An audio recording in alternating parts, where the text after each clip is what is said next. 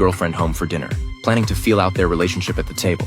Luckily, Tyler had already gotten their stories straight with Casey, so nothing slipped through the cracks. Meanwhile, Casey had picked up on the fact that Tyler suspected his own father.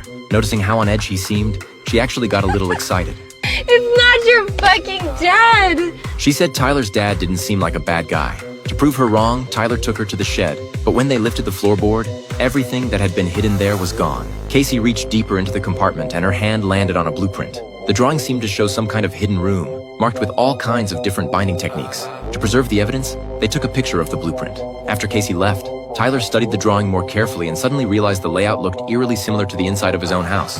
Knowing something was very wrong, Tyler locked the shed back up, went around to the matching vent on the outside of the house, pried off the cover and crawled inside. But once he was in, the space was empty, except for a single wooden board propped against the corner, which stood out like a sore thumb. The moment Tyler moved the board, a sharp, foul stench hit him. Pushing past the smell, he kept going and flipped on a light, only to find the decomposing body of an animal on the floor. As he looked around, he realized that although the room was less than 100 square feet, it had been turned into a makeshift living quarters, complete with a toilet and shower. In a cardboard box in the corner, Tyler dug up a stack of bondage magazines along with another box that held IDs belonging to several different women. Going through them one by one, he was horrified to realize every single one of them was a victim of the serial killings. In that moment, a chilling question crossed his mind. Could his own father really be the killer? The next day, his father suggested they go hunting together. The two of them walked into the woods, one after the other, and once they were deep in the trees, Mike stopped, fiddling with his rifle while casually fishing for information about what his son knew. Did you tell anyone?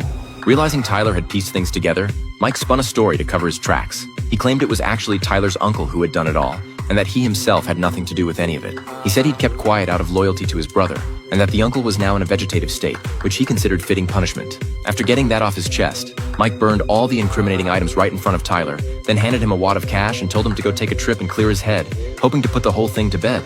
But it wasn't over. Not long after Tyler left, the old urges came rushing back. Mike put on women's clothing and started taking photos of himself, but after dozens of shots, none of them felt right.